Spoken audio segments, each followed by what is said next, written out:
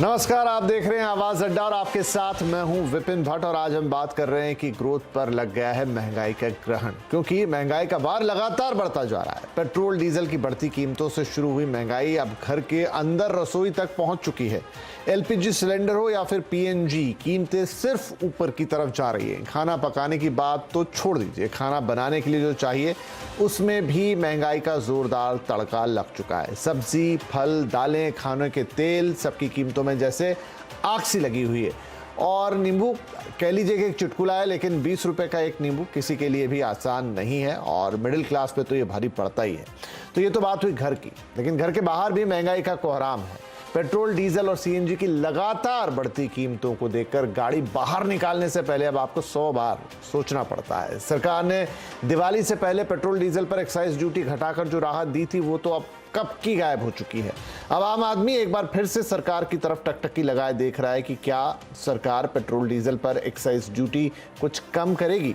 आज आवाज अड्डा में महंगाई के चौतरफा वार पर ही हम चर्चा करने जा रहे हैं और इसके लिए कार्यक्रम में हमारे साथ शामिल हो रहे हैं भारतीय जनता पार्टी के प्रवक्ता गोपाल कृष्ण अग्रवाल, कांग्रेस के प्रवक्ता Gurdeep supple, economist Saket Mishra, centre for innovation in public policy के सीईओ के यतीश राजावत और अंबेडकर यूनिवर्सिटी के प्रोफेसर अभय दुबे। तो चलिए चर्चा की शुरुआत करते हैं। मन तो ये था कि पहला सवाल गोपाल जी से पूछा जाए, क्योंकि सरकार के प्रतिनिधि होते हैं यहाँ पर और पूछते कि ये महंगाई से राहत कब तक मिलेगी, लेकिन अब वो नहीं है।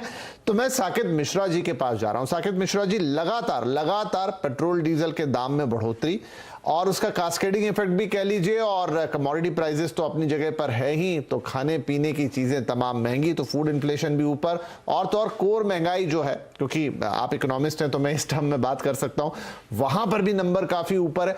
तो कुल मिला के महंगाई का जो इतना एक साथ हमला हो गया है, हाल फिलहाल में इसका प्रेसिडेंट थोड़े दिन पीछे देखें तो मिलता नहीं है। क्या लगता है कि कहां गलती है इसमें, हमारा कितना रोल है या सरकार के हाथ में इसमें कितना कुछ है कि वो कर सकते हैं?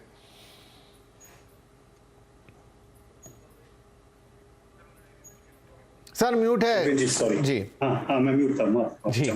काश गोपाल जी होते, उनसे सवाल ज्यादा अच्छा होता जी। परंतु देखिए, सच ये है कि इस समय हम लोग को 3-4 मुश्किलों से जूझना पड़ा। पहला तो जो यूक्रेन और रशिया का कॉन्फ्लिक्ट है, जिसकी वजह से ऑलरेडी काफ़ी प्रॉब्लम्स हो रही हैं। दूसरा है कि ओपेक प्लस ने जो बढ़ोतरी होनी थी प्रोडक्शन की ऑयल एंड गैस की, उसको करने से मना कर दिया। उसकी वजह से ऑलरेडी दाम बढ़ रहे थे। तीसरा, जो सप्लाई चेन के बॉटलनेक्स थे दुनिया भर में, जो कि ऑलरेडी कोविड के दौरान पोर्ट्स में प्रॉब्लम थी, कंटेनर शिपिंग नहीं मिल रही थी, वो सप्लाई चेन के और भी बुरे हो गए जब से चाइना ने फिर से शुरू कर दिया अपना लॉकडाउन। तो कुल मिलाकर के जो मुश्किलें थी थोड़े दिन तक तो टल गई थी। अब ये हो रहा है जो आपने बहुत सही कहा, हालांकि तड़का आपने शब्द इस्तेमाल किया, उससे स्वाद इंप्रूव होता है। यहाँ पे तो थोड़ा स्वाद हम लोग का किरकिरा हो रहा है। सच ये है कि हम लोग के हाथ में इस समय बहुत कुछ नहीं है महंगाई को रोकने का।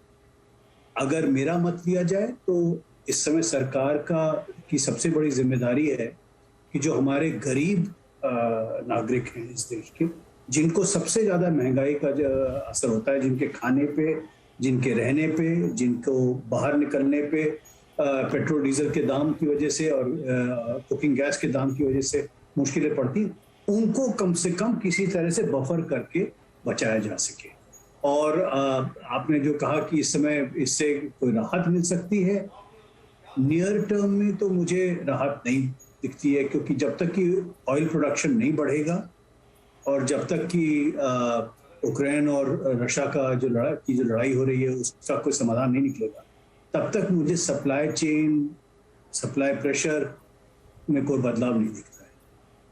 ठीक है, पर जरूरी है कि गरीबों को बचाया जाए। जी, तो आप कह रहे हैं महंगाई है, बिल्कुल है, और फिलहाल क्योंकि बहुत सारे फैक्टर्स ऐसे हैं जो आपके हाथ में नहीं है, अब वो कब तक ठीक होंगे इसका कुछ कह नहीं सकता, लेकिन फिर भी आप चूंकि सरकार की जिम्मेदारी होती है इस महंगाई को टेकल करना, इसके से बाहर निकलने के कुछ रास्ते निकालना और समाज के हर वर्ग को इसके बारे में जोड़ना। अबे साहब, क्या सरकार अभी कुछ भी ज्यादा इसमें करने की स्थिति में नहीं नजर आती है? नहीं, मैं साकेत जी की बात से सहमत हूं। सरकार के पास कुछ करने के लिए नहीं है और बहुत से ऐसे क्षेत्र हैं जहां सरकार के पास कुछ करने के लिए रह नहीं गया है। बेरोजगारी के मामले में सरकार के पास कुछ भी करने के लिए नहीं है, और सरकार ने कह भी दिया है कि आप हमसे रोजगार मत मांगिए, आप दूसरे तरीके हैं, आप सेल्फ एम्प्लॉयमेंट कीजिए और दूसरे तरीके हैं उनसे कीजिए, सरकार काम रोजगार देना नहीं है। अब सरकार बिना कहे हुए अघोषित रूप से ये भी कह रही है कि महंगाई कम करने की अपेक्षा आप हमसे मत कीजिए, और अगर जैसा उन्होंने बताया कि जो गरीब लोग हैं उनको बचाना चाहिए, तो उसका सरकार ने पहले से बंदोबस्त कर दिया है। भारतीय जनता पार्टी के स्थापना दिवस पर प्रधानमंत्री ने अपने भाषण में ये कहा कि देश के 80 करोड़ लोगों को हमने मुफ्त अनाज देने की व्यवस्था कर दी है। यानी 80 करोड़ लोगों का मतलब यह है कि देश की 55 से लेकर 60% की आबादी को सरकार ने मान लिया है कि वो गरीब है और वो अपने लिए खाद्य सुरक्षा सुनिश्चित नहीं कर सकती है, इसलिए उसको मुफ्त अनाज दिया जाएगा, उसको तेल दिया जाएगा, उसको नमक दिया जाएगा, उसको दाल दी जाएगी, और उसको दूसरी तमाम जो सब्सिडीज हैं जो आजकल दी जा रही हैं वो उसको दी जाएंगी। तो वो सरकार को इसमें ज्यादा चिंता भी नहीं है। महंगाई बढ़ती रहे, महंगाई अपनी प्रक्रिया में कभी सप्लाई चेन ठीक हो जाएगी तो महंगाई थोड़ी कम हो जाएगी। अगर अंतर्राष्ट्रीय मार्केट में तेल के दाम थोड़े कभी सुधर जाएंगे 1, 2, 3 महीने बाद, तो फिर उसके बाद ठीक हो जाएगा। जब चुनाव नजदीक आते हैं तो सरकार तेल के दाम बढ़ने को रोक देती है। देखिए, अभी 5 राज्यों में चुनाव हो रहे थे, लंबे अरसे तक, मेरे ख्याल से 4-5 महीने तक तेल के दाम बिल्कुल नहीं बढ़े। जैसे ही चुनाव खत्म हुए और भारतीय जनता पार्टी ने चुनाव जीत लिए, वैसे ही कुछ ही दिनों के अंदर 10 रुपए तेल के दाम बढ़ गए। तो ये अपने आप में बताता है कि सरकार के पास इस तमाम परिस्थिति से निपटने के, उसको प्रबंधित करने के, मैनेज करने के हथकंडे हैं। इसमें कोई ऐसा हस्तक्षेप करके इसको दुरुस्त करने का सरकार के पास कोई युक्ति नहीं है। इसलिए हमें सरकार से कोई उम्मीद नहीं करनी चाहिए। जनता की हमदर्दी सरकार को चाहिए, उसके लिए सरकार सब्सिडी देती है, मुफ्त अनाज देती है, लेकिन पूरे देश की सभी जनता को महंगाई से छुटकारा प्राप्त हो, सस्ते दामों में चीजें मिलें, बाजार में मांग बढ़े, उपभोक्ता बाजार में जाएं, उनकी आमदनी बढ़े, ये सब चीजें करना अब सरकार ने अपने दायरे से बाहर मान लिया है। जी, तो गोपाल जी जुड़ गए हमारे साथ। गोपाल जी, सीधा सा प्रश्न यही कि क्या जनता को सरकार से महंगाई के मोर्चे पर कोई उम्मीद नहीं लगानी चाहिए? नहीं, देखिए, महंगाई एक देश की एक चैलेंज है, समस्या है। आरबीआई भी उससे जूझ रही है और सरकार इस पूरी समस्या के बारे में जागरूक है, और आशा नहीं करना चाहिए ये तो बात ही नहीं है। अगर जनता की सेवा के लिए हमारी सरकार बनी है तो जनता की हर समस्या का समाधान करना भी हमारी जिम्मेदारी है, इसलिए हम उस समस्या के समाधान के लिए भी पूरी तरह प्रतिबद्ध है। अब बात यह है कि हम उस महंगाई से निपटने के लिए क्या कर रहे हैं, जो रास्ता हमने अपनाया है वो सही है या गलत है। मेरा मानना है कि जो पेट्रोलियम प्राइसेस वगैरह के कारण जो महंगाई आ रही है वो ग्लोबल इश्यूज के कारण है, और उसको सरकार को उस चीज को उस तरह ही लेना पड़ेगा। कमोडिटी प्राइसेस में भी कुछ चीजें हैं जो ग्लोबल कमोडिटी प्राइसेस के कारण इन्फ्लेशन उन चीजों में आ रहा है। अब उसके लिए सरकार जो इकोनॉमिक ग्रोथ की तरफ फोकस कर रही है वही एकमात्र रास्ता है जिसके ऊपर हम चल रहे हैं, और मुझे लगता है वही सही रास्ता है, क्योंकि एक तो इमीडिएट रिलीफ देना, सब्सिडी के अलावा कोई ऐसा रास्ता नहीं है। बट वो सब्सिडी सरकार उन वर्ग को दे रही है, जैसा अभी और भी लोगों ने यहाँ पे कहा कि जो सेक्टर ज्यादा इस समस्या से जूझ रहे हैं, गरीब वर्ग है, पिछड़ा वर्ग है, या कोविड से जिन लोगों को ज्यादा त्रासदी हुई है, उन लोगों के लिए सरकार ने बहुत सारी जन कल्याणकारी योजनाएं सीधे फंड ट्रांसफर की उनके लिए किया हुआ है। और बाकी सेक्टर को भी समस्या होती है, उसके लिए इकोनॉमिक ग्रोथ, एमएसएमई सेक्टर और उस तरह इकोनॉमिक ग्रोथ के थ्रू सरकार उस समस्या को टैकल करने का प्रयास करे। उसी का कारण है कि हमारी जीडीपी ग्रोथ रेट बढ़ रही है, हमारे इन्वेस्टमेंट बढ़ रहा है, फॉरेन एफडीआई बढ़ रही है, हमारा एक्सपोर्ट बढ़ रहा है। तो यह डबल तरीके से हम लोग काम कर रहे हैं, इकोनॉमिक ग्रोथ भी आए, इकोनॉमिक डेवलपमेंट भी आए, समाज के जो ज्यादा आवश्यक वर्ग हैं उन लोगों तक जन कल्याणकारी योजनाओं का सीधा लाभ पहुंचे। और यही एक सही तरीका है। कोई भी इकोनॉमिस्ट से आप पूछेंगे कि चैलेंजेस और जो लिमिटेशंस हैं उसके अंदर जो बेस्ट ऑल्टरनेटिव सरकार के पास रास्ता है वह अपनाया जा रहा है और इसी ये good economics is good politics, इसको भी हम मानते हैं। ठीक है सप्पल साहब, तो जो गोपाल जी जो रीजन बता रहे हैं, जो सोल्यूशन बता रहे हैं, क्या आप उनसे सहमत हैं? और अगर यही सिचुएशन होती और आपकी सरकार होती तो आप क्या करते? देखिए, पहले तो जो प्रोफेसर अभय दुबे ने बोला, मैं उससे अपने को सहमत पाता हूँ कि सरकार से उम्मीद करना बंद हो गया है। और उसकी वजह है, जब 3 राज्यों में उपचुनाव हुए थे तो उपचुनाव में बीजेपी बुरी तरह हारी थी, तो 10 रुपए पेट्रोल कम हो गया था, 10 रुपए रेट। और अब वो 5 राज्यों में जीत हासिल हुई है, 4 में 5 में से, तो 10 रुपए वापस आ गया है। ये तो सीधा सीधा उनकी पॉलिटिक्स से जुड़ा हुआ है कि अगर पब्लिक ने हरा दिया तो आप रेट कम कर दीजिए, जिता दिया तो पब्लिक को भूल जाइए। दूसरी बात जो आपने बोली, देखिए ऐसा नहीं है, मैं थ्योरेटिकल बात नहीं करूंगा। आज से 11 साल पहले 2011, 12, 13 और 13-14 में जो पेट्रोल का क्रूड ऑयल का रेट था अंतर्राष्ट्रीय, उसका एवरेज था $111, $160, $105। और मोदी जी के टाइम पे एवरेज रहा है 40 से 60 के बीच में पिछले 8 साल में, ये अब 100 से ऊपर गया है। और जब मनमोहन सिंह जी के टाइम पे 100 से ऊपर लगातार 3 साल तक तेल बना रहा, तो इतना रेट में पेट्रोल को नहीं खरीदना पड़ा लोगों को। उसका कारण ये था कि सरकार टैक्स नहीं लगा रही थी, उल्टा सब्सिडी दे रही थी। 2014 में जब सरकार से हम हटे तो उसके आखिरी वित्त वर्ष में 1,47,000 करोड़ की सब्सिडी इस देश को दी गई थी, इस करके पेट्रोल डीजल सस्ता था। और अब क्या कर रही है सरकार? अब सब्सिडी तो बंद कर दी, लेकिन जो उस पर टैक्स लगाना है वो 4 गुना बढ़ गया है। 4 गुना तब से टैक्स बढ़ चुका है। अभी 4,21,000 करोड़ सरकार ने जनता से ले लिया है, और वो इसलिए ले रही है क्योंकि इकोनॉमिक ग्रोथ नहीं है। गोपाल कृष्ण जी ने बोला, ये बात सही है कि इनके पास अभी बहुत हाथ बंधे हुए हैं, पर बंधे क्यों हुए हैं? बंधे इसलिए हुए हैं क्योंकि पिछले 7-8 साल से आप इकोनॉमी को मैनेज नहीं कर पा रहे हैं। अभी बोला सप्लाई चेन की बात, यूक्रेन से सप्लाई चेन, हाँ सप्लाई चेन बाधित हो गई है, ये बात सही है। हालांकि रशिया से केवल 1% हमारा तेल आता है, लेकिन अभी अग्रवाल साहब से ये पूछिए कि 2014 से लेके अब तक जो भारत में तेल प्रोड्यूस होता था, और भारत में कम नहीं होता था, 23% हमारा जो खपत थी वो भारत के अपने सोर्सेज से पूरी होती थी, उसको आपने 1/3 कम कर दिया है। 53 लाख मेट्रिक टन तेल का उत्पादन जो भारत के अंदर होता था वो मोदी सरकार के टाइम पे गिर गया है, यानी कि आप 15% पे आ गए हो। तो ये किसकी नीतियों की वजह से हुआ? अगर आपने अपना तेल का उत्पादन बढ़ाया होता, गिराया नहीं होता, तो आज आप सप्लाई चेन की बात नहीं कर रहे होते। तो सवाल ये है कि आज सरकार ये दिखा रही है कि हम कुछ नहीं कर सकते हैं, उसका सीधा सीधा कारण है कि आपने इकोनॉमी मैनेज नहीं की है। आप केवल तेल से लगान वसूल करके लोगों से अपनी इकोनॉमी चला रहे थे और उसको छोड़ नहीं सकते हैं। ठीक है सर, आपने काफी पॉइंट्स रखे, अब इनका जवाब लेने का वक्त है। साकेत जी हाथ उठा रहे हैं, लेकिन मैं एक बार राजावत जी के पास जाता हूँ। यतीश जी यहाँ सब सेकंड दे दीजिए ना, 10 सेकंड। चलिए बोलिए। हाँ देखिए विपिन जी, अभी सप्रा साहब ने क्या कहा, इन्होंने सब्सिडी रूट अपनाया और उसका लॉन्ग टर्म इंपैक्ट हमारी इकोनॉमी पे मैं मानता हूं, क्योंकि मैं इकोनॉमिक का स्टूडेंट हूं, नेगेटिव होता है। हम भी सब्सिडी रूट अपना सकते थे, हमने नहीं अपनाया, हमने ग्रोथ मॉडल पे गए, हम इकोनॉमिक को रिवाइवल किए। तो आप कंपेयर करिए 2008 से 2021-22 को, जब 2008 में भी क्राइसिस आई थी, इससे बहुत कम लेवल की क्राइसिस आई थी वर्ल्ड इकोनॉमी के कारण, और उसके अंदर जो इन्होंने रिवाइवल मॉडल लगाया उसके कारण धीरे धीरे इकोनॉमी पे ऐसा असर पड़ा कि 2014 में हम bottom 5 economy of the world बन गए थे, बॉटम 5, और आज हम वर्ल्ड की फास्टेस्ट ग्रोइंग इकोनॉमी पे हैं और सस्टेनेबल बेसिस पे।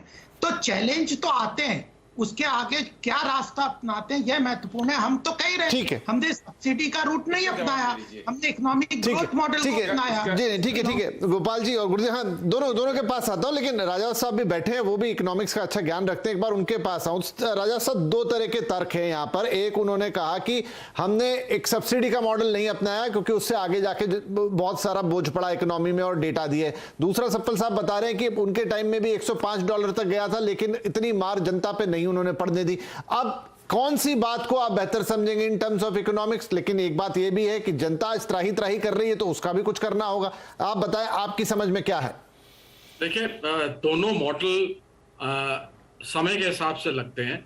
जब आपको ग्रोथ चाहिए होती है और आप ये चाहते हैं कि देशवासियों की आमदनी बढ़े, और आमदनी उनकी तभी बढ़ सकती है जबकि इकोनॉमी ग्रो करे। वेजेस और ग्रोथ का एक डायरेक्ट कोरिलेशन होता है। लेकिन जब आप ग्रोथ पाथ से हट के आप सब्सिडी देना शुरू कर देते हैं और ग्रोथ आपकी डिप्लीट हो जाती है, तो आमदनी कम हो जाती है। तो खर्चा जब बढ़ता है, यानी कि आप देख रहे हैं कि सब्जियों का दाम बढ़ रहा है या तेल का दाम बढ़ रहा है, तो उसके हिसाब से आपकी इकोनॉमी ग्रो भी कर रही है और आपकी आमदनी भी उसके हिसाब से बढ़ती जा रही है। तो ये मॉडल बेहतर इसलिए माना जाता है आमदनी और ग्रोथ का, क्योंकि ये लॉन्ग टर्म में स्टेट की इंटरवेंशन को कम करता है, और जिसको जरूरत पड़ती है, मतलब पूरे सोसाइटी को आज के, मतलब सबसे अमीर आदमी को आज इतनी जरूरत नहीं है कि वो उसको सब्सिडी दी जाए। सब्सिडी की जरूरत या वेलफेयर स्कीम्स की जरूरत उसको होती है जिसकी आय ना हो या उसकी आय न्यूनतम हो। तो न्यूनतम आय वाले को सरकार ने एक मॉडल, वेलफेयर का मॉडल बनाया है, जिसके तहत उनको अनाज या उनकी जो जरूरत की चीजें हैं उनको दी जा रही है। तो ये अपने आप में बेटर इसलिए माना जाता है क्योंकि लॉन्ग टर्म में सस्टेनेबल ग्रोथ इसी मॉडल से मिलती है। अगर आप ग्रोथ को हर्ट करते हैं तो, और खासतौर से हमने देखा पिछले 2 साल में पैंडेमिक के दौरान जो नेचुरली एक ग्रोथ हर्ट हुई, उसको रिवाइव करना बहुत जरूरी है। और वो रिवाइव तभी होगी तब तक कि सरकार इस ग्रोथ पे फोकस करे।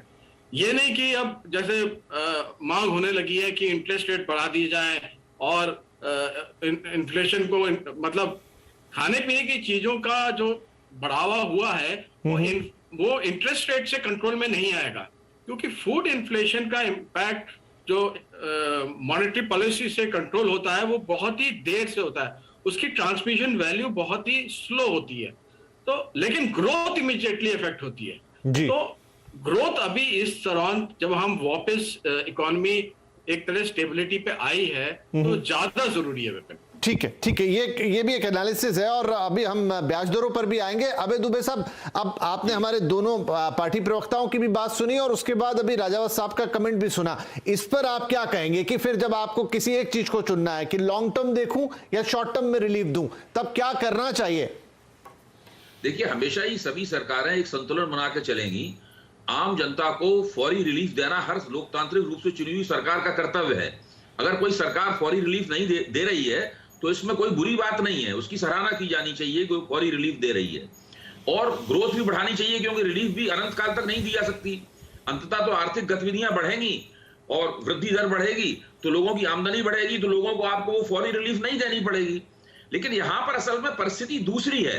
ये तो आदर्श बातें हैं, इन बातों से कौन इनकार करेगा? हम सब लोग सहमत हो जाएंगे इस बात पे बिना किसी बहस के। स्थिति यह है कि जब स्वयं प्रधानमंत्री कहते हैं कि देश के 80 करोड़ लोगों को हम मुफ्त अनाज योजना का लाभ पहुंचा रहे हैं, 80 करोड़ लोगों को। इस वक्त देश की आबादी 1 अरब 40 करोड़ है। 40 करोड़ में से 80 करोड़ लोग मुफ्त अनाज योजना का लाभ उठा रहे हैं, वो लाभार्थी हैं। इस आंकड़े पर गौर किया जाना चाहिए। भाई, CNBC आवाज अड्डा तो एक आर्थिक चैनल है ना, उसे इस प्रश्न पर विचार करना चाहिए कि आजादी के इतने साल बाद भी देश की 57% आबादी अपने लिए खाद्य सुरक्षा का बंदोबस्त नहीं कर पा रही है। और ये केवल कोरोना इंपैक्ट नहीं है। ये कहना कि कोरोना की वजह से ऐसा हो रहा है, ये गलत है। कोरोना की वजह से अगर ऐसा होता तो देश की 20%, नीचे से 20%, 25% जो आबादी है, केवल उसके ऊपर असर पड़ता। ये समस्या ज्यादा गहरी है और कोरोना से ज्यादा पहले की है। अगर इस देश की 57% आबादी अपने लिए 2 जून की रोटी का जुगाड़ नहीं कर सकती है, उसके पास लाभकारी रोजगार नहीं है, उसके पास ऐसे अवसर नहीं है कि वो अपनी मेहनत से अपनी रोटी की जुगाड़ कर सके, उसे सरकार का मुखापेक्षी होना पड़ रहा है, तब आप इस प्रकार की आदर्श बातों का मतलब क्या रह जाता है? फिर तो ये देखना पड़ेगा कि जिस चीज को आप ग्रोथ कह रहे हैं दरअसल वो हो नहीं रही है। वो केवल वक्तव्यों में हो रही है, वो केवल आंकड़ों में हो रही है, वस्तुतः वो ग्रोथ नहीं हो रही है। अगर ग्रोथ हो रही होती तो लोगों की थोड़ी आमदनी बढ़ती, लोगों को इतना फ्री अनाज देना ही नहीं पड़ता उसको। ठीक है, अभी आपने चुनाव जीत लिया, तो फिर आप में जी जी, तो मैं एक बार गोपाल जी के पास जाता हूँ। हाँ, मैं सारे लोग बात करना चाह रहे हैं, सबके पास जाऊंगा, लेकिन गोपाल जी से यहाँ जवाब लेना। तो गोपाल साहब, दो तीन बातें हैं। एक तो जो ये कह रहे हैं अभय दुबे जी, उसमें रोजगार का बड़ा प्रश्न आता है और वो बड़े लंबे समय से एक मुद्दा है। और दूसरा ये भी आरोप लग रहा है आप पे कि भाई आप राहत भी दे रहे हैं तो सिलेक्टिव है। जब चुनाव चल रहे हैं तो आपने वो प्राइस होल्ड करके रखे पेट्रोल डीजल के, तब कुछ नहीं हुआ। जब चुनाव हो गए तो फिर वो मार जनता पे आई और फिर उसका कास्केडिंग इफेक्ट। तो राहत आप दे रहे हो लेकिन वो बहुत सिलेक्टिव और चीजों को देख के दे रहे हैं। देखिए विपिन जी, मैं तो अभय जी के और अपने बाकी सब पैनलिस्ट के विचारों से बिल्कुल फैक्ट वाइज एग्री करता हूं। एनालिसिस एक तरीके से अपनी अपनी हो सकती है, तो मैं एनालिसिस में एक चीज बात करता हूं। हम तो एग्री कर रहे हैं कि हम सिलेक्टिवली सपोर्ट कर रहे हैं सेगमेंट्स को, और वही सही है। एक तो आपको मैं सिंपल बता दूं, सब्सिडी का मॉडल कुछ लोग फॉलो करते हैं, जो कांग्रेस ने किया कि गैस पेट्रोल पे सब्सिडी दे दो, जिसके पास 5 स्टार होटल में और जो मर्सिडीज और जो लैंड रोवर जगवार में चलते हैं उनको भी पेट्रोल की सब्सिडी, वो ज्यादा कंज्यूम कर रहे हैं, उनको ज्यादा सब्सिडी मिल रही है। एक होटल 100 सिलेंडर रोज कंज्यूम कर रहा है तो उसको ज्यादा सब्सिडी मिल रही है। जो गरीब बेचारा 1 सिलेंडर में पूरा महीने चला रहा है उसको, तो यह जो प्रोडक्ट बेस्ड सब्सिडी है यह गलत है। मैं आपको स्टैब्लिश फैक्ट के हिसाब से कहता हूं। तो हम सिलेक्टिवली जिस सेगमेंट को आवश्यकता है, गरीब कल्याण योजना से, प्रधानमंत्री आवास योजना से, और जो जनरल चीजें हैं वह इंफ्रास्ट्रक्चर क्रिएट कर रहे हैं। हम एमएसएमई सेक्टर को क्रेडिट की अवेलेबिलिटी कर रहे हैं। मैं कह रहा हूं हमारा इकोनॉमिक मॉडल बहुत है, आप डिसएग्री कर सकते हो, लेकिन हम एक इकोनॉमिक मॉडल पे चल रहे हैं जो ग्रोथ ओरिएंटेड है, और जो सेगमेंट लेफ्ट आउट है उनके ऊपर डायरेक्ट बेनिफिट ट्रांसफर्स की स्कीम्स के साथ corruption free, leakages free system से दे रहे हैं। जीएसटी में आप देख लीजिए, जीएसटी में हमने एवरेज इनडायरेक्ट टैक्स जो अरविंद सुब्रमण्यम की कमिटी ने रिकमेंड किया था कि 15 और 15.5 होना चाहिए, आज 11.6% है। क्यों इतना टैक्स कम किया हुआ है ना हमने जीएसटी के अंदर। और जब हमने 2016 में जीएसटी लाए थे तब ये एवरेज इनडायरेक्ट टैक्स 28-25 से लेकर 30% था, आज 11.6% है एवरेज। आरबीआई की रिपोर्ट आई है। तो यही तो मॉडल है, इसके कारण ग्रोथ हो रहा है। हाँ, समस्याएं आज है, लेकिन हम अमृत काल के फाउंडेशन स्टोन को ले डाउन कर रहे हैं। 2047 के अंदर भारत को इकोनॉमिक सुपर पावर बनाने की तरफ जो लक्ष्य हम लेके चल रहे हैं, उसके कारण विश्व भी एग्री कर रहा है। ऐसा नहीं है कि मैं कह रहा हूं या आप कह रहा हो। आप देखिए ना, एफडीआई क्यों इतनी आ रही है, फॉरेन एक्सचेंज रिजर्व्स क्यों इतना बढ़ गया, ग्लोबल लेवल पे हमारी इमेज क्यों इतनी स्ट्रांग होती जा रही है। आज इन्फ्लेशन और ये समस्या जो भारत जूझ रहा है, अमेरिका और जर्मनी उससे ज्यादा उस समस्या से जूझ रहे हैं। क्यों? क्योंकि उन्होंने प्रिंट किए नोट और बांटना शुरू कर दिया, तो हम लोगों ने उसको नहीं किया। गोपाल जी ठीक है, ये नहीं, ये सारी बातें अच्छी हैं, लेकिन चूंकि अब यहाँ कोर फोकस आज महंगाई पर है तो थोड़ा उसके आसपास रह के मैं बात करता हूँ। साकेत मिश्रा साहब, एक जो मॉडल की हमें सब्सिडी नहीं देनी है और एक मॉडल की हाँ सिलेक्टिव लोगों को जहां जरूरत है वहां देनी, लेकिन भारत जैसा देश है। विपिन जी, ये भी कि सब्सिडी जनरल दे देंगे तो अमीर लोगों को ज्यादा नहीं, मैं हाँ बिल्कुल मैं उसी बात पे इनसे सवाल पूछ रहा हूं। तो मिश्रा साहब, अब दिक्कत क्या है कि भारत एक ऐसा देश है जिसके पास बीच में बहुत बड़ी मिडिल क्लास भी है। अब आप वो फाइन डिमार्केशन वहां खींचना बड़ा मुश्किल है कि ये उस अमीर कैटेगरी में जाके गिरेगा जिससे सब्सिडी लेनी है, या फिर ये उस गरीब कैटेगरी में जाके गिरेगा जिसको हम थोड़ा सपोर्ट देंगे। शायद वो कहीं नहीं गिरता, लेकिन उस पर मार बहुत तगड़ी पड़ती है। विपिन जी, पहले तो मैं एक दो चीज क्लैरिफाई करना चाहूंगा कि जो बात हुई कि कितने लोग को सब्सिडी दी गई है, उसकी वजह से हमने मान लिया कि कितने लोग गरीब हैं, वो शायद सही निष्कर्ष नहीं है। जिन लोगों को मदद की जा रही है वो उनको मदद की जरूरत है, उस पर निर्भर करता है और वो सर्कमस्टेंशियल होता है। सच ये है कि हम लोग बिना इतिहास में और हिस्ट्री पढ़े हुए ये बोल सकते हैं ईश्वर की दया थी कि कोविड पिछले 2 साल 3 साल से पहले कभी दुनिया में नहीं आया। सच ये है कि जो सप्लाई चेन के बॉटलनेक्स थे वो केवल ऑयल और ऑयल प्रोडक्शन के नहीं थे, वो बॉटलनेक्स हैं इस समय शिपिंग के, आप चाहे वो केमिकल्स जो इंपोर्ट होते थे चाइना से उसके होते हैं, हर जगह पे सप्लाई के बॉटलनेक्स हैं। तो इन्फ्लेशन तो बढ़ रहा है। एज फार एज जो आपने बात की मॉडल की, हमेशा हम लोग की जिम्मेदारी जो राजावत जी ने कही है कि लॉन्ग टर्म सोल्यूशन केवल एक है कि अगर देश में डिमांड बढ़ेगी, अगर देश की इकोनॉमी बढ़ेगी, तभी जा करके हम लोग को सब्सिडी देने की जरूरत कम होगी।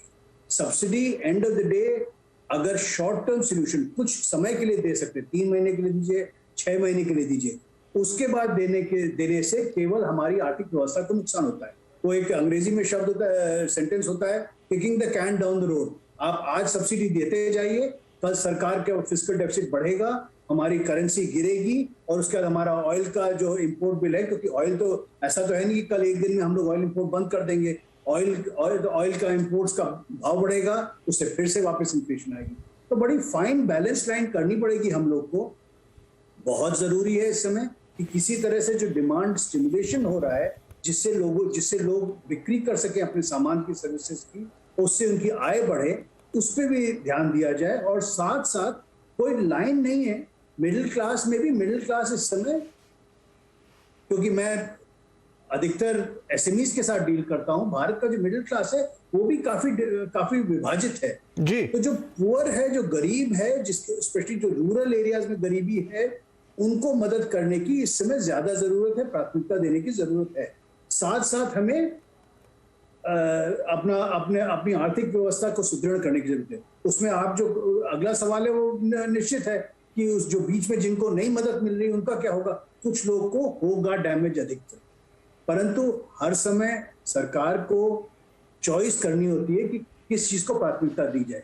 इस समय जो सबसे गरीब है हमारे देश में, उसको मदद की जरूरत है, उसको भ्रष्टाचार मुक्त मदद की जरूरत है, जो कि हो रही है जी। और दूसरी तरफ जरूरत है कि हम लोग डिमांड को प्रोत्साहित करें, क्योंकि डिमांड और इन्वेस्टमेंट जितना होना चाहिए अभी नहीं हो रहा है नहीं, ठीक है। आपका एक कंक्लूजन यतीश जी, अगर मैं थोड़ा सा टैक्स की तरफ जाऊं, टैक्स के मैं आ रहा हूं सर सपल साहब आपके पास भी। जो टैक्स फिगर के जो आंकड़े हैं, मतलब वही क्लास जो सबसे ज्यादा टैक्स पे करती है, वैसे ज्यादा टैक्स पेयर है नहीं हमारे देश में जितनी आबादी है उसके हिसाब से, लेकिन वित्त वर्ष 2022 की बात करूं तो कुल कलेक्शन जो है वो 27 लाख करोड़ से ऊपर है, बजट के अनुमान से काफी ज्यादा, क्योंकि अनुमान कुछ 22 लाख के आसपास था, आया 27 लाख।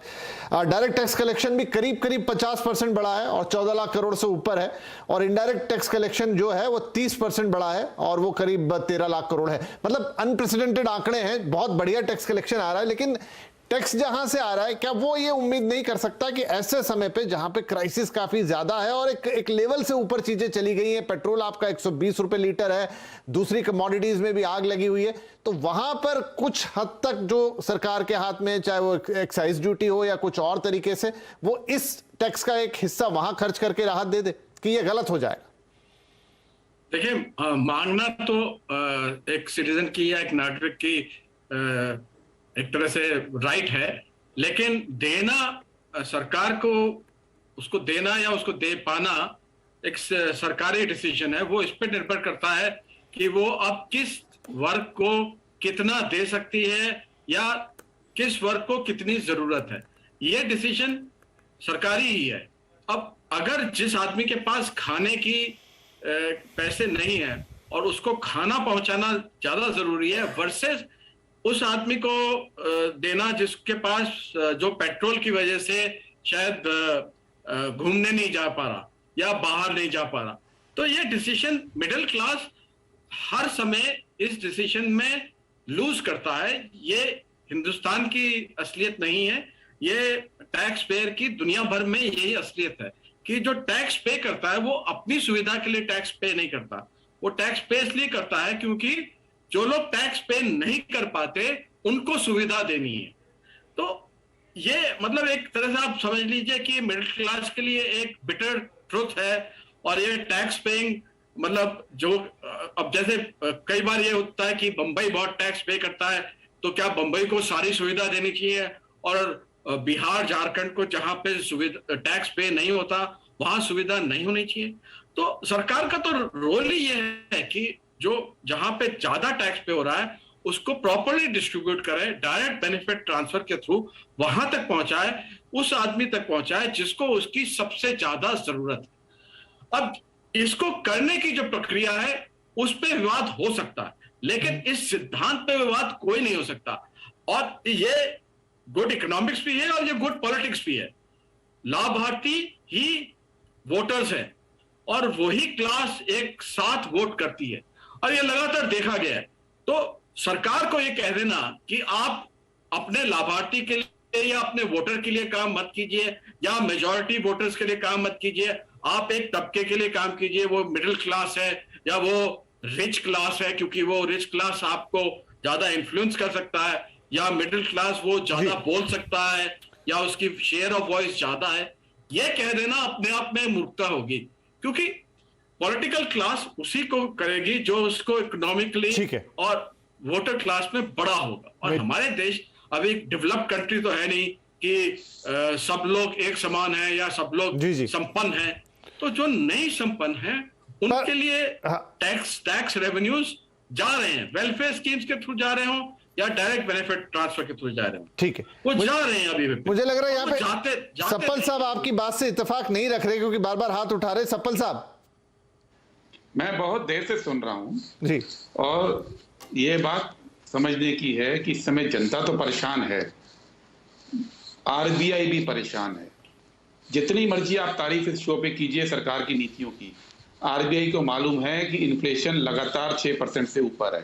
टारगेट 4% का था, 6% आउटर लिमिट थी, 6% से लगातार ऊपर इन्फ्लेशन जा रहा है और आरबीआई रेट ऑफ इंटरेस्ट नहीं बढ़ा पा रहा है। क्यों नहीं बढ़ा पा रहा है? क्योंकि सरकार को कम रेट पे कर्जा लेना है। आज इतनी ग्रोथ, अग्रवाल साहब जनता को यह भी बता दीजिए कि ग्रोथ की बजाय आप लोग सरकार चला कैसे रहे हैं। 2014 में कुल 53 लाख करोड़ का कर्जा था भारत पे, आज 1,36,000 करोड़ का हो गया है। मनमोहन सिंह जी जब वो पीएम बने थे तो जीडीपी के मुकाबले 85% हमारा टोटल डेट था। वो उसको मेहनत करके ग्रोथ मॉडल, जिसको आप सब लोग कह रहे हैं ना, उस ग्रोथ मॉडल को मैं समझा रहा हूं कि मेहनत करके जीडीपी से 68% पे है, 85 से 68%, और पिछले 8 साल में आप उसको वापस 90% पे ले गए। आज पूरा का पूरा ग्रोथ नहीं हो रहा है। आप कर्जा ले रहे हैं अंतरराष्ट्रीय, आप कर्जा ले रहे हैं लोगों से, आप अलग अलग तरह से कर्ज ले रहे हैं और कर्ज लेके आप इस देश को चला रहे हैं। और आप बात करें ग्रोथ की, एक भी साल 8 साल में आप यूपीए के ग्रोथ को क्रॉस नहीं कर पाए हैं, एक भी साल। और आप कह रहे हैं कि हम ग्रोथ पे ध्यान दे रहे हैं, आप कह रहे हैं कि हम जनता के लिए काम कर रहे हैं, आप ग्रोथ पे नहीं कर रहे हैं। आपने पूरे देश को कर्जे में डुबो दिया। कोई तो आप जवाब देंगे कि 53 लाख करोड़ कर्जा हुआ था 47 से लेके 2014 तक, और 2014 से लेके 22 तक 1,36,000 करोड़ हो गया है। कैसे बढ़ गया? कैसे पूरा डेट जो है 90% हो गया जीडीपी का, जिसको 68% पे लेके गए थे। ग्रोथ अगर आपको करनी है तो वो मॉडल था जो यूपीए कर रही थी, और इसलिए आरबीआई भी परेशान है। आप परेशान भले ही नजर ना आ रहे हो, आरबीआई की जितनी रिपोर्ट्स हैं, जितने स्टेटमेंट हैं, आप पढ़ लीजिए। प्रेस रिलीज दे रहे हैं वो 2 साल से कि वो परेशान है महंगाई से। जनता भी परेशान है, आरबीआई भी परेशान है। लेकिन यहाँ पे प्रवक्ता जो है वो ये कह रहे हैं कि बहुत अच्छा ग्रोथ मॉडल चल रहा है। कौन सा ग्रोथ मॉडल है ये? कहां से आप ग्रोथ कर रहे हैं? जो टैक्स बढ़ रहा है, टैक्स तो उसमें इन्फ्लेशन का भी हाथ है, बहुत बड़ा हाथ है टैक्स में, और उसमें जो नेगेटिव 2 साल कोविड के गए उसकी वजह से लो बेस से टैक्स बढ़ रहा है। ऐसे ये तो आप मानेंगे ना? ठीक है, तो नहीं, सवाल ये है कि जनता को रिलीफ देने की जरूरत है, लेकिन सरकार नहीं दे रही है क्योंकि सरकार के पास ग्रोथ नहीं है, उसको कर्ज लेना है, रेट कम रख के कर्ज लेना है, और इसलिए इन्फ्लेशन की बजाय आप ग्रोथ की बात कर जी। तो गोपाल साहब, ये तो नहीं कह रहा हूं, सीधा जी ठीक है, जवाब ले लेते हैं। गोपाल साहब, ये सीधा आरोप है सप्पल साहब का कि आप कर्ज में डुबो रहे हैं। मेरा नहीं है, आरबीआई की मॉनेटरी पॉलिसी कमेटी का है ये कहना। ठीक है, उसको झुठला दीजिए जी। गोपाल, एक तो मैं आपको ये, मेरे को पता नहीं ये कहां से फिगर ला रहे हैं कि 53 मैं सारे फिगर चैलेंज दे रहा हूं। नहीं, देखिए, मैं मेरे हिसाब से जो हम लोग थे लगभग 85 लाख करोड़ का वो था जो जीडीपी। आप इकोनॉमिक सर्वे पढ़ लीजिए 2014 का और 2022 का, आपको मिल जाएगा। बोलने दीजिए सप्पल साहब, बोलने दीजिए जी। मैं ये कह रहा हूं कि आप कंपेयर करेंगे ना 2013-14 में जब आपने सरकार छोड़ी कांग्रेस ने यूपीए में, तब इन्फ्लेशन था 9.5% से ऊपर। आज इतना सब होके, इतना आप डेट वगैरह सब कर रहे हो, फिस्कल डेफिसिट की बात कर रहे हो, उसके बाद भी जो हमारी जो इन्फ्लेशन है 6.95% की है। तो मैं ये कह रहा हूँ कि 6% थी, हम उस कितने क्वार्टर में? कर रहे हैं। जीएसटी में कैसे जीएसटी का रेट 11.6% है, आप 25 से 30% लेते थे, उसके बाद भी कलेक्शन बढ़ रहा है। तो इसका मतलब जो लीकेजेस था, करप्शन था, जिस तरह का पूरा सिस्टम था, वो अलग इकोनॉमिक मॉडल था। हम एक अलग तरीके से चल रहे हैं। आपने 1,47,000 करोड़ की सब्सिडी दी, पूरा वो एक तरीके से ऑयल बॉन्ड कर दिए, वो अभी हम वापस कर रहे हैं। इसका जवाब ले लीजिएगा, इसका जवाब ले लीजिएगा। Corporation, food corporation of India का 2 लाख करोड़ का ना कोई प्रोविजन किया, उसने डेट ले लिया था। आप आउटसाइड बैलेंस शीट काम करते थे, हम विद इन द बैलेंस। इसका जवाब ले लीजिएगा। ये इकोनॉमिक चैनल है, यहाँ पे आप जनरल स्टेटमेंट मत दीजिए। मैंने कोई स्टेटमेंट नहीं दी, मैं आपको। अच्छा, एक मिनट गोपाल जी और सप्पल जी, हाँ ठीक है, आप दोनों ने अपनी बात रखी, लेकिन आज हमारे पास 2 बड़े इकोनॉमिस्ट भी हैं शो पे, मैं उनसे भी सवाल पूछता हूँ। साकेत जी आ रहा हूँ सर। सप्पल साहब, आपके बहुत समय हमारे पास, अभी तो आधे रास्ते भी नहीं पहुंचे, आप पूरी बात रखिएगा, लेकिन थोड़ा घुमा फिरा के सब लोगों से बात लेते हैं। साकेत साहब, जो सप्पल साहब कह रहे हैं कि जो मॉडल यहां पर अपना रखा है, या फिर अब वो सस्ता कर चाहते हैं इसलिए आप रेट नहीं बढ़ाते, आरबीआई को बहुत ज्यादा चिंता है पर वो कुछ कर नहीं पाता, इस बात में कितनी सच्चाई? देखिए, मैं सबसे पहली बात ये है जी, गोपाल जी 1 मिनट, मैं ये जवाब ले रहा हूं साकेत जी से, मैं आ रहा हूं आपके पास।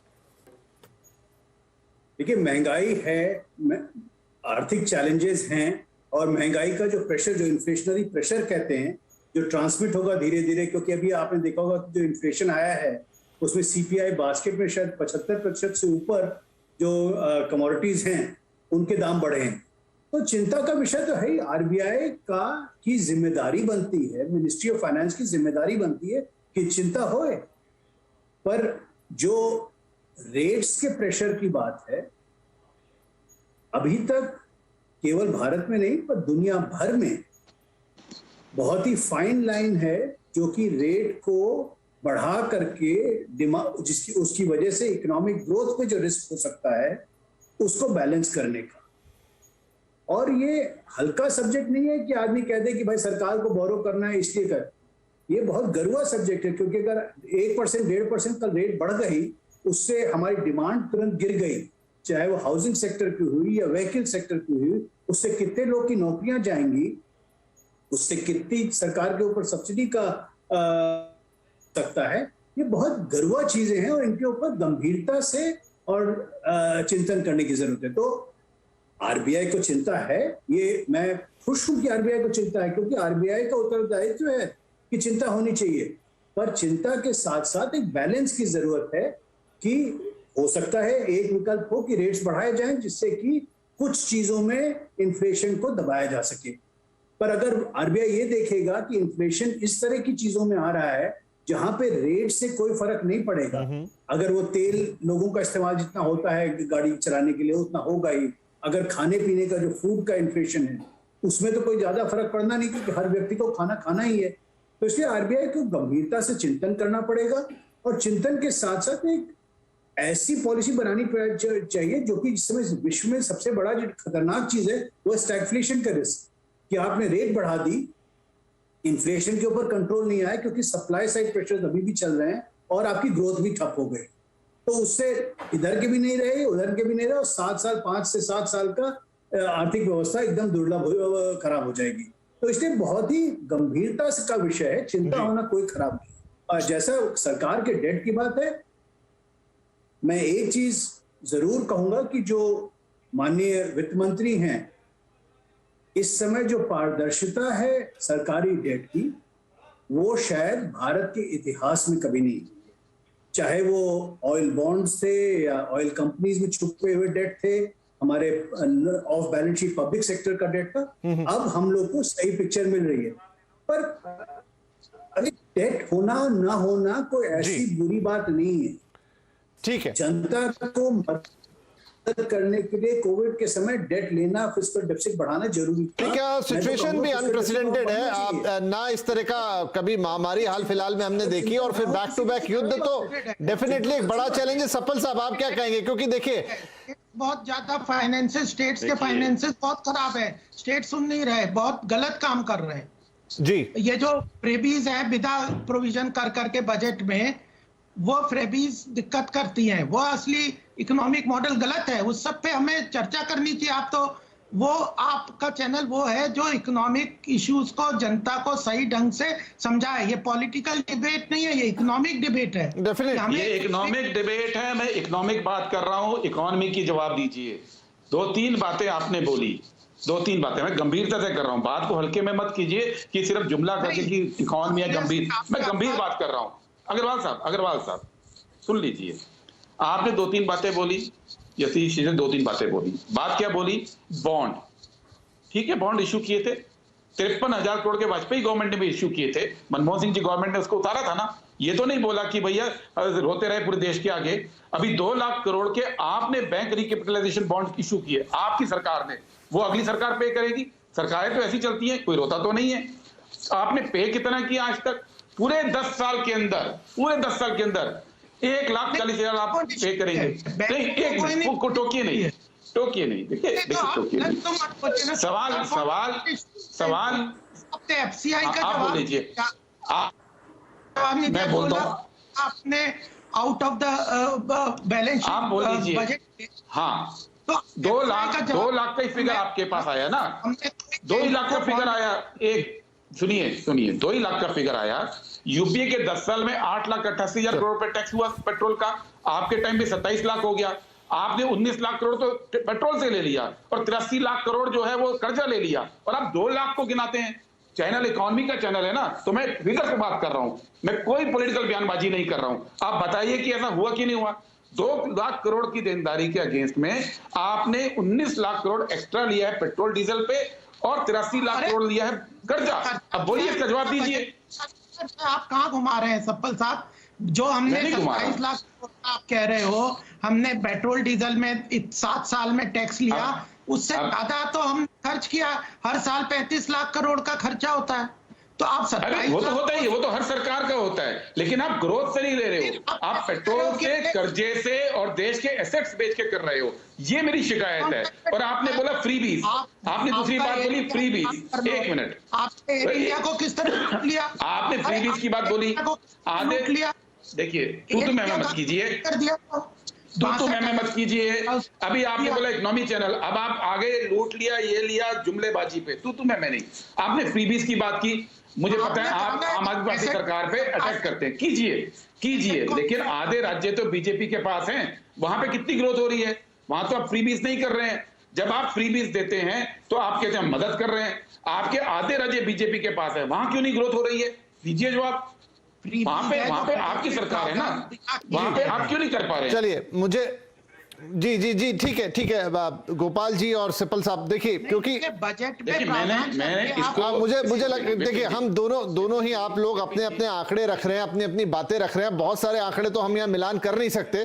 तो एक छोटा सा ब्रेक ले रहा हूं, ब्रेक में सब लोग थोड़ा देख भी लेंगे सारी चीजों को, 2 मिनट में लौट के वापस आ जाएंगे, फिर उन सारी चीजों पे कि आपको आखिरकार अब देखिए आपने कितना खर्च किया, आपने कितना कर्ज लिया, लॉन्ग टर्म में कौन सी चीज अच्छी है, शॉर्ट टर्म में कौन सी चीज अच्छी है, किससे वाकई इकोनॉमी को फायदा होगा। आने वाला समय तो अभी हम नहीं देख सकते, पुराने एग्जांपल से वो सारी बातें देख पाएंगे। छोटा ब्रेक ले लेते हैं, ब्रेक के बाद फिर अपने इस मूल पॉइंट को ही उठाएंगे कि आज की जो सिचुएशन है, क्या आगे चल के युद्ध खत्म हो जाता है, कोरोना की सिचुएशन ईज आउट हो जाती है तो अभी के फैसले ज्यादा बेहतर साबित होंगे? ठीक है, चलिए, थोड़ा कष्ट हो भी गया, या फिर आज की तारीख में आप जो राहत नहीं दे रहे हैं उससे जो जनता आहत हो रही है उससे कितनी दिक्कत होगी, फिर इसका पॉलिटिकल कनेक्ट क्या है, ये सारी बातें रहेंगी। एक छोटा ब्रेक ले रहा हूं, ब्रेक के बाद चर्चा जारी रहेगी।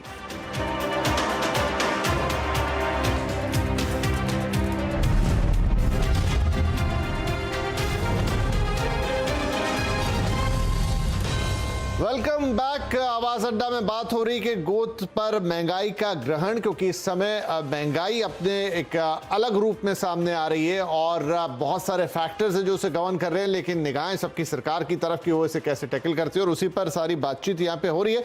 बातचीत बहुत दूसरे पहलुओं पर गई और काफी स्टैटिस्टिकल चर्चा भी उसमें आई, उसको भी आगे बढ़ाएंगे। शॉर्ट आंसर चाहेंगे क्योंकि अब समय रहेगा कम, लेकिन अभय दुबे साहब, एक मैं सवाल यहाँ लेना चाहता हूँ कि देखिए, सरकारें, मैं मानता हूं कोई भी सरकार हो उसका एक लक्ष्य तो होता है कि वो आर्थिक तौर से बेहतर करना चाहती है। अब उसमें बहुत सारी चीजें इन्वॉल्व है, मतलब 10 घंटे तक हम शायद कार्यक्रम करते रहे, किस तरह की सरकार बनी है, कौन सा टाइम है, कौन सा वक्त है, दुनिया देश के हालात क्या हैं, तमाम चीजें उसमें आती हैं। लेकिन इसका थोड़ा सा पॉलिटिकल एंगल भी होता है।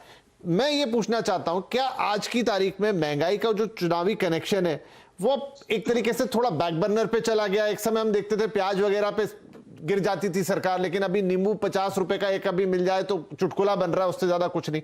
और थोड़ा मुझे पुराना एक बार याद आता है कि जहां तक सब्सिडीज के सवाल है या कैसे मैनेज करेंगे कर्जा, तो एक बार जब किसानों के लिए करीब 60 लाख करोड़ का प्रावधान किया था बजट में, चिदम्बरम साहब मुझे याद है इसी चैनल में था, उनसे सवाल पूछा गया था व्यक्तिगत इंटरव्यू में इसी चैनल के संपादक से, तो 2-3 बार उन्होंने सवाल रिपीट किया और उनको गुस्सा और उन्होंने माइक निकाल के फेंक दिया, लेकिन उसका जवाब वो नहीं दे पाए थे।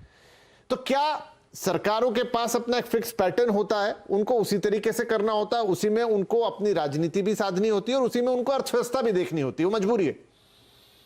विपिन भाई, आपने बहुत अच्छा सवाल पूछा है और इस प्रश्न पे हमें विचार करना चाहिए। हमें यह भी विचार करना चाहिए कि भारत में जो चुनाव होते हैं और उनके नतीजे आते हैं, उनका आर्थिक प्रश्न से कितना संबंध होता है।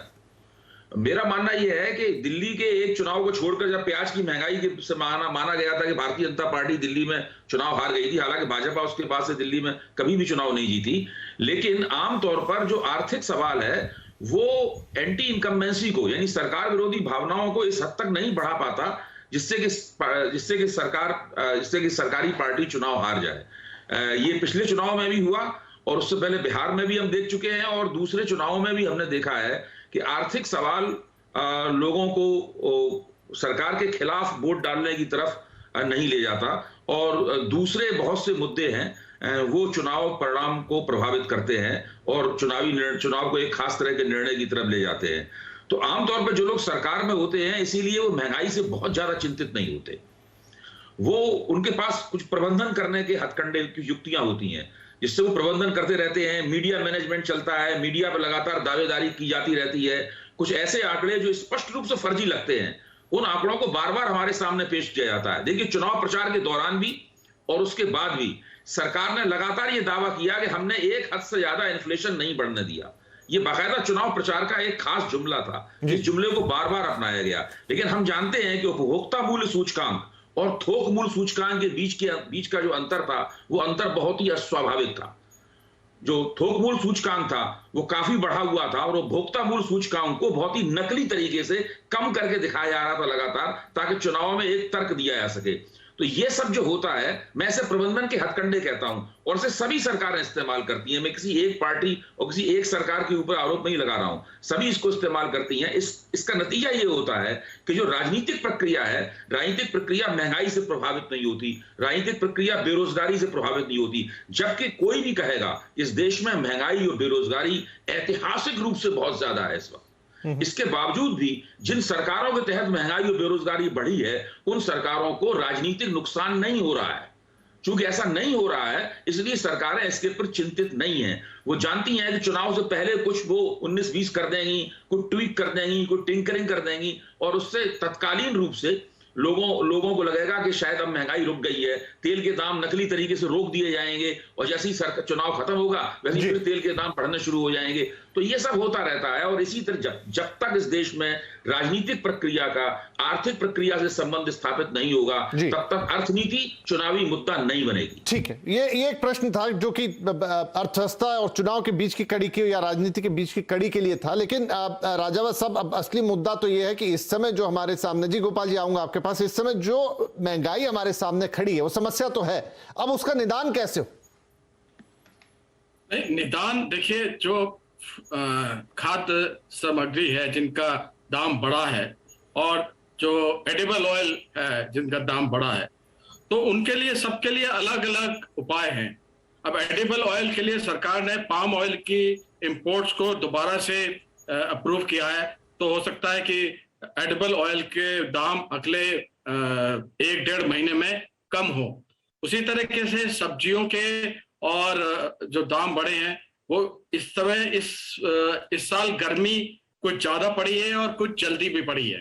तो गर्मी जैसे जैसे कम होगी उस वैसे वैसे ये सीजनल दाम है, ये उसके वैसे वैसे कम होते जाएंगे, लेकिन ये पूरी तरीके से कम नहीं होंगे, ये भी हमें एक्सपेक्ट नहीं करना चाहिए। पर मैं विपिन जी एक बात कहना चाहता था जो सफल जी रेस कर रहे थे लगातार कर्ज की, और वो बात समझनी बहुत जरूरी है।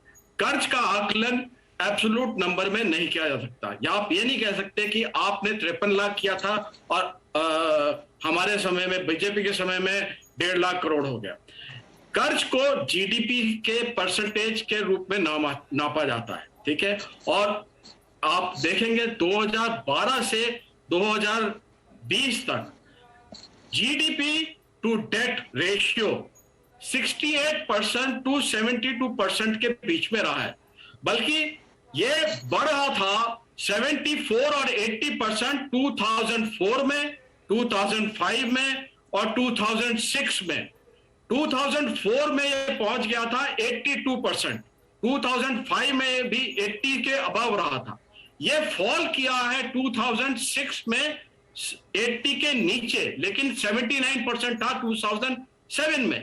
तो ये कह देना कि डेट बढ़ रहा है और उसको ऐसे मतलब एक गलत चीज प्रोजेक्ट करना गलत है, क्योंकि डेट को मैनेज करना, और दुनिया में आप वैसे आप कंपेयर करेंगे तो आप क्या समझते हैं कि सर छोटा, क्योंकि समय मेरे पास कम है, डेट कितना है जी, या किसी भी डेवलप्ड कंट्री का आप डेट देखेंगे तो वो 120%, 130% है। तो ये एक मतलब इकोनॉमिक आपकी जी समझ। मैं आपका got your point sir. Supple साहब तुरंत 20 सेकंड में इस पे टिप्पणी। जी देखिए, मैं बिल्कुल सहमत हूँ यतीश जी से। मैं सहमत हूँ कि एब्सोल्यूट फिगर में नहीं होता है। इसके मैंने दोनों बात बोली। 2004 में वाजपेयी गवर्नमेंट जब गई तो 85% था डेट रेशियो जीडीपी के बनस्पत। मनमोहन सिंह जी के 10 साल में लगातार नीतियों के चलते वो 68% पे आया। अब वो 90% पे दोबारा पहुंचा है। सर मैं आप गलत कह रहे हैं। मैं गलत नहीं कह रहा हूँ। 2005 में भी वो 80% के ऊपर था। 2006 में मैं 2014 तक 10 साल का जो 2007 में भी सर 2013 में कितना था बताइए?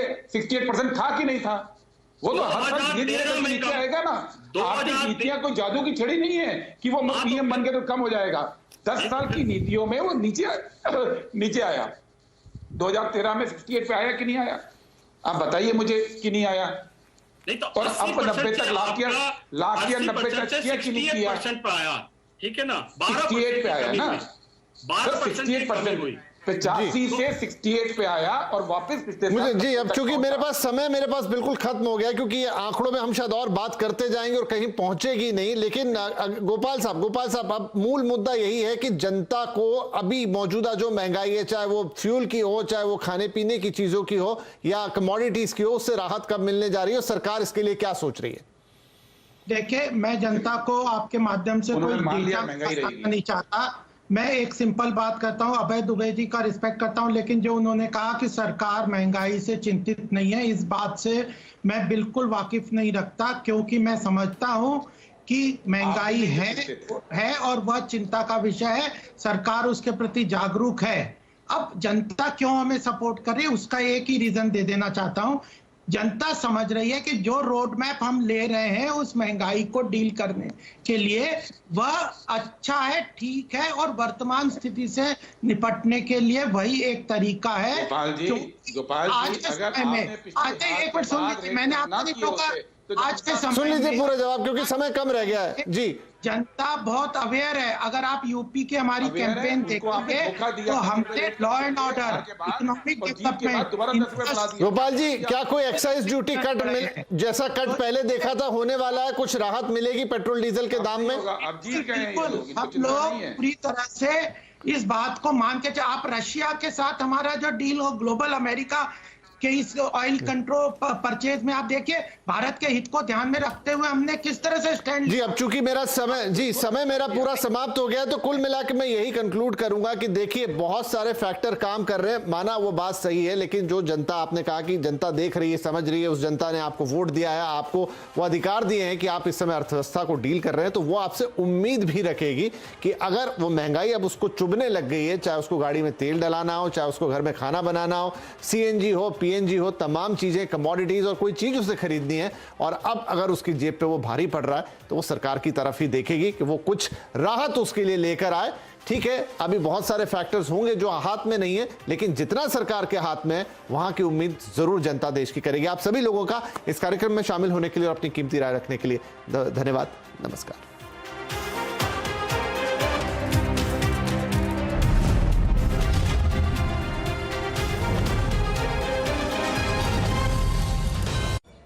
बेबी क्यों ना हम शादी कर लें? शादी?